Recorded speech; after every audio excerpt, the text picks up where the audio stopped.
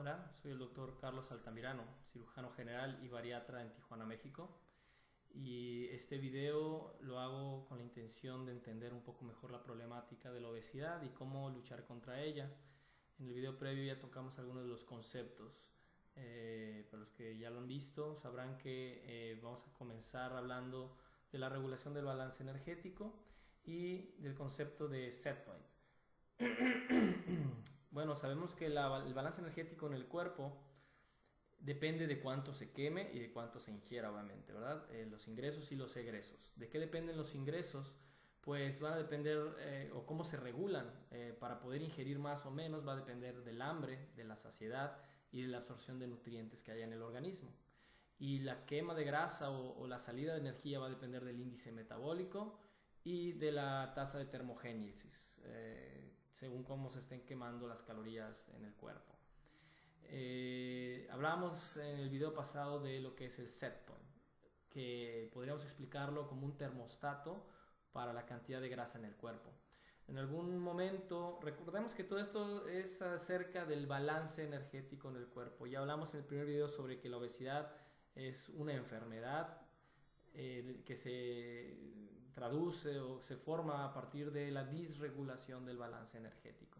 Eso significa el termostato está mal configurado, por así decirlo. ¿Cómo sabemos que existe este termostato?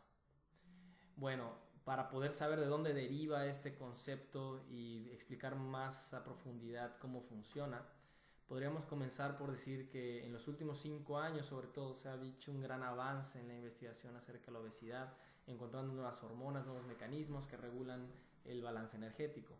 En Estados Unidos se hizo un experimento muy grande en ratas que son genéticamente similares, prácticamente idénticas, por lo cual la respuesta esperada debiera ser semejante, ¿no? Según las modificaciones que se hagan. Eso es común en medicina.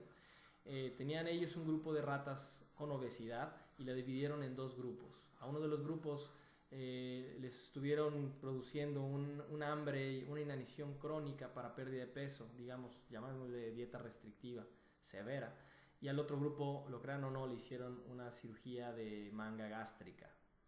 Después de un tiempo alimentaron libremente a este grupo de ratas, a los 2 grupos de ratas.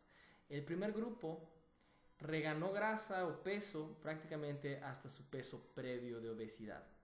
Sin embargo, el grupo al que se realizó manga gástrica recuperó un peso hasta quedar más cercano a un peso ideal o al peso de un grupo control al cual no se le hizo ninguna de las 2 cosas. Ahí empezó a haber un mejor entendimiento de lo que era la cirugía de manga gástrica, en el cual entonces se empezó a hablar precisamente de este set point o termostato. Algo en el cerebro, en alguna parte del cuerpo, que determina cuánta es la cantidad de grasa saludable o ideal que debe tener un individuo. Por lo pronto se estuvo investigando más al respecto y se encontró una hormona llamada leptina, que es producida por las células de grasa en el cuerpo. Las células de grasa producen esta hormona leptina y le dicen al cerebro cuánta grasa hay. Y el cerebro, con su termostato o set point, determina cuánta grasa debe de haber. Entonces, el cerebro dice, debe haber esta cantidad de grasa, va a esperar a tener esta cantidad de leptina. El problema es que a través de una mala dieta, vamos a ir modificando ese set point hacia un punto más alto, haciendo pensar al organismo que esta es la cantidad adecuada de grasa, y entonces el cuerpo va a querer aumentar la cantidad de leptina. Para eso tiene que incrementar el tejido graso. Realmente el problema es de que llega un punto en el que el cuerpo se vuelve resistente a la leptina. Entonces el cerebro pide esta cantidad de grasa, tenemos esta cantidad de leptina, pero el cerebro no lo detecta. Entonces va a requerir esta cantidad de leptina para hacerle pensar que tenemos esta cantidad de grasa. Ahí es donde empieza el problema y cómo se va volviendo exponencial la ganancia de peso, cada vez más marcada, más marcada, más marcada. Ojalá y eso fuera así de sencillo, porque realmente vienen ahora los resultados o los cambios que vienen cuando uno intenta perder peso. Si tienes tu set point a este nivel, tu grasa debe estar a este nivel.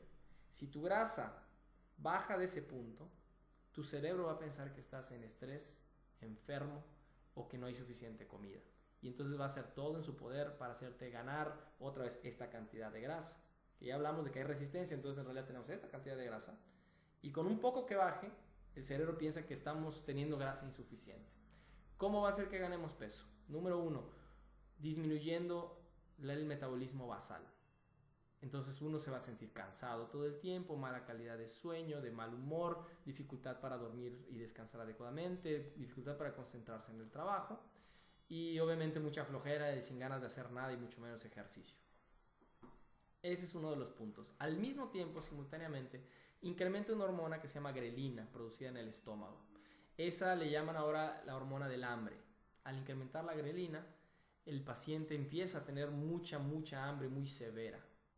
Y por si no fuera suficiente, ¿no?, disminuyen las hormonas de la saciedad como la colecistoquinina, el péptido IgE y la amilina. Al disminuir las hormonas de la saciedad, lo que significa es que uno va a tener mucha mayor dificultad para sentirse satisfecho después de comer. Entonces, un metabolismo que quema menos calorías, un hambre insaciable prácticamente, porque estamos mezclando mucha hambre con falta de saciedad, hacen que el paciente sufra mucho e incluso se deprima y que ellos mismos usen la palabra miserable a la forma en la que se están sintiendo. Te dicen, me siento miserable haciendo esta dieta y haciendo ejercicio. No ingieren suficiente porque es una dieta restrictiva y queman muchas calorías porque están haciendo ejercicio, están luchando realmente por mejorar, por sentirse mejor, por perder peso. Estas dos acciones lo que hacen es alterar el balance energético en el cuerpo, incrementar la salida, disminuir la ingesta y por lo pronto el cerebro va a pensar que algo está mal. Estás enfermo, hay algún problema de estrés, no hay suficiente comida. Recuerden que el cuerpo evolutivamente va a tratar de guardar energía para cuando uno se encuentre en una situación de peligro y tenga que huir o luchar. Entonces, esa es la forma natural en la que se defiende el cuerpo, tratando de guardar grasa. Entonces, esta es la dificultad de por qué es tan difícil perder peso. Y entonces acá hay un punto muy interesante. Para perder peso, entonces, ¿qué podemos hacer? Yo solo veo dos maneras. Una es hacerle a la fisiología, al metabolismo, hacerle creer que necesitamos menos grasa o luchar contra esas señales que dicen que necesitamos mucha. Entonces, o convences al set point de que necesitas menos, lo reprogramas a la baja, o luchas contra un set point y una fisiología que constantemente está tratando de ganar peso.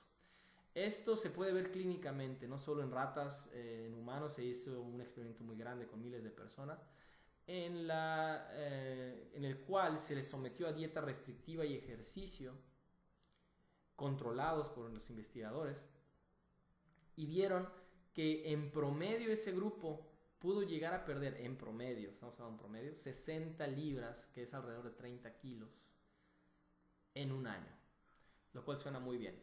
60 libras en un año suena bastante bien.